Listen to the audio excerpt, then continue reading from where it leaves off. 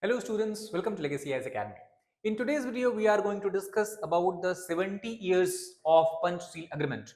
Panchsheel Agreement, which was an agreement signed between India and China somewhere in the early 1950s. So let us try to understand why we are talking about this agreement and what was this agreement all about, what were its salient features, provisions, and whether the China was able to or China did follow the principle or not. So first of all, to give you the brief context in which we are discussing today's topic. So recently China has announced that it will hold commemorative events to mark the 70th anniversary, because the Panchsheel Agreement was signed in 1954 and year 2024 marks the 70th anniversary of this principle. So Panchsheel is a term that generally we refer in India. In China, it is simply referred as 5 principles of peaceful coexistence, which was to be largely a theme of relationship, bilateral relationship between India and China. So a foreign policy concept was first articulated in the agreement with India in 1954, when the India was led by Prime Minister Jawaharlal Nehru and China was led by the Mao Zedong and the Prime Minister was Zhou Enlai. So this particular ceremony will be held or attended by Prime Minister Li Qiang, who is the present Prime Minister of China, and President Xi Jinping will deliver the keynote address. Now, if we talk about this particular ceremony, this ceremony has been given a theme, and theme basically is not restricted to only two countries such as India and China. Rather, the theme encompasses the entire world, and the theme mentions that it is a kind of forward-looking focus, that how China is going to deal with many countries around the world. That is something which we can see highlighted in this. So the theme says that from the 5 principles of peaceful coexistence to building a community with a shared future for mankind. That means now the overall comprehensiveness of this agreement as far as China is concerned seems to have been basically widened. So in this background, let us try to understand about the history of the Panchsheel Agreement. So if you look at the beginning of this agreement, it was a key aspect, is believed actually to be a key aspect of Prime Minister of India, Jawaharlal Nehru's vision, that how he wants India to have a relationship or deal with the neighboring countries. Not only neighboring countries, but even to the entire world. And this is something which he also basically believed in. So it was 1949 and 1947, before that, 2 years before, if you understand, India got independence from the British rule. 2 years later, in 1949, Chinese communists emerged victorious in what we consider as the Civil War going on in China between Mao Zedong's Communist Party and then you have the Chiang Kai-shek, who later fled to Taiwan. So, as Mao Zedong and communists became victorious in China, they pronounced China as a new name with a People's Republic of China. And thus, Nehru was keen to establish good relations with China because he believed that both countries have faced onslaught of colonialism, both countries have same shared history and also their shared geographical boundary and geographical border. And that is why it is in the interest of both nations to effectively collaborate and cooperate and rise in Asia together. So he wanted to develop good relations with China based on what we can consider as the cardinal principle of mutual trust as well as respect. And the Chinese appear to reciprocate the same feeling, at least in the initial phases. And that is when you have the popular slogan of Hindi Chini Bhai Bhai came into existence. So as things progressed, somewhere in year 1954, 8 years after the independence of India and 6 years after the independence of China, a bilateral talks that was inaugurated between India and China over talking or over the conversation about the Tibet and its status. The Chinese Premier Zhou Enlai proposed the Panchsheel Agreement, or what we call as the 5 major principle or 5 principle agreement.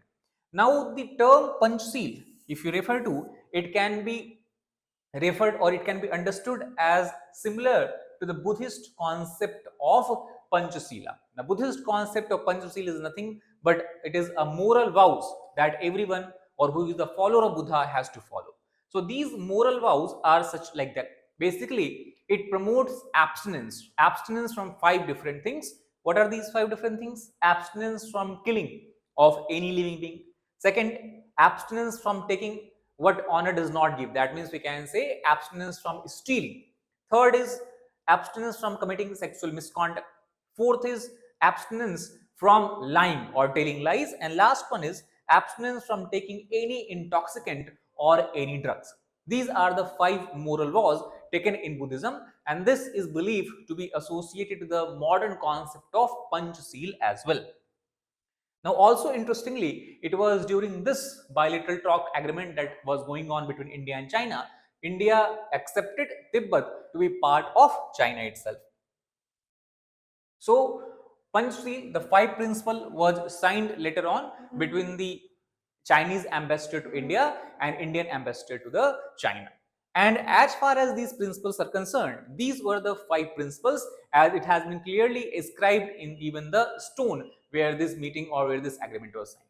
The first principle or Panchsheel agreement of Panchsheel principle was mutual respect for each other's territorial integrity and sovereignty, which was very clearly violated when China attacked just 8 years later in 1962 and galloped up a large territory of India in Aksai Chin and then withdraw unilaterally from the Arunachal Pradesh region.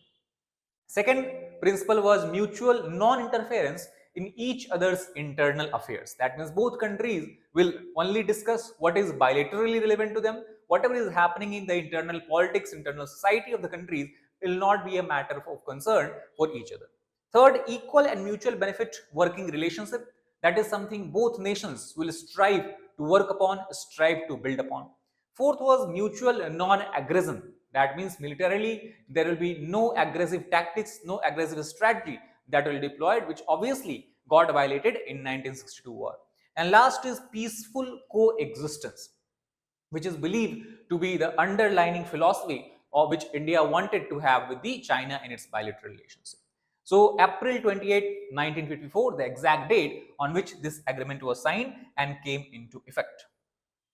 So if we talk about the objective, why this agreement was important both from India and from China's perspective. So it is believed by the expert that the main agreement was aimed to promote a variety of things. The first being to enhance the trade and cooperation between the two countries.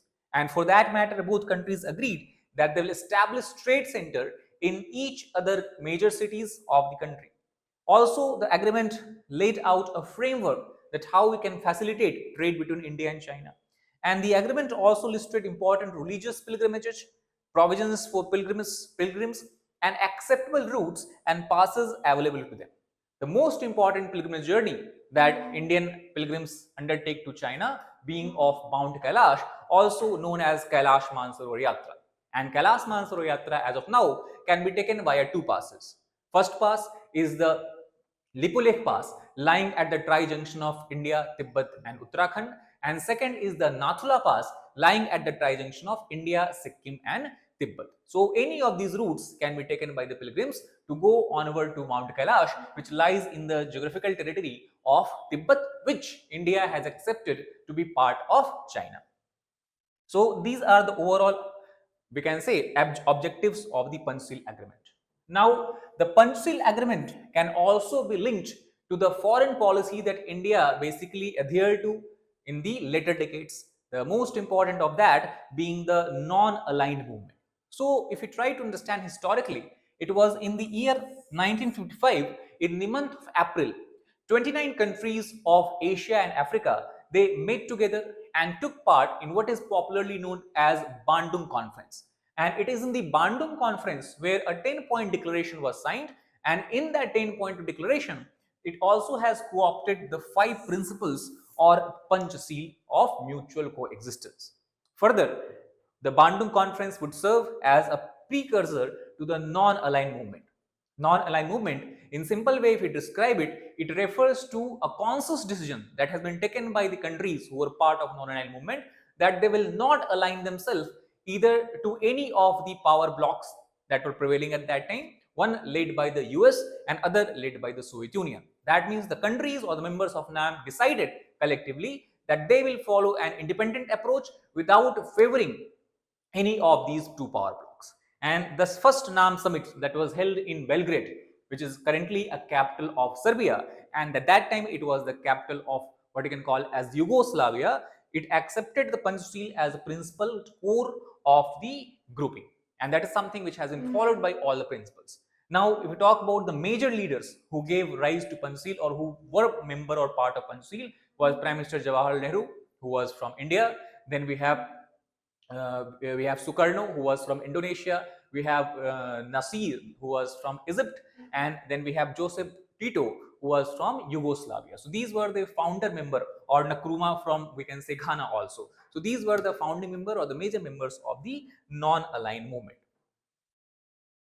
Now, if you try to understand that how Chinese foreign policy have changed since the time it has signed the Panchsheel Agreement. So obviously, first of all, if we try to understand this in the context of India-China relation, we know that the heart or soul of Panchsheel was ripped out due to the Chinese aggression and the war it waged in 1962. And it even hurt to that extent that people and experts, even at that time and even today, the political, we can say, critics, they have repeatedly attacked Prime Minister Nehru as being naive when he decided or when he thought that India and China could be friends and trusted Chinese, and also for misjudging the Chinese intention and mishandling the disagreement that India had with Beijing, largely related to the status of border along the Arunachal Pradesh, which China claims to be a part of South Tibet.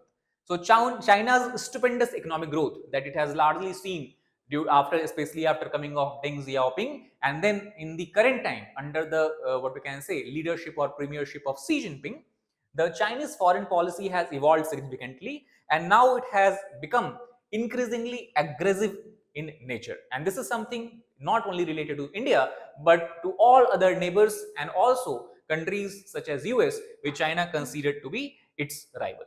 So in this context, now Chinese foreign policy can be considered to be very, very aggressive, especially about the territorial, we can say territorial claims that China makes all around it.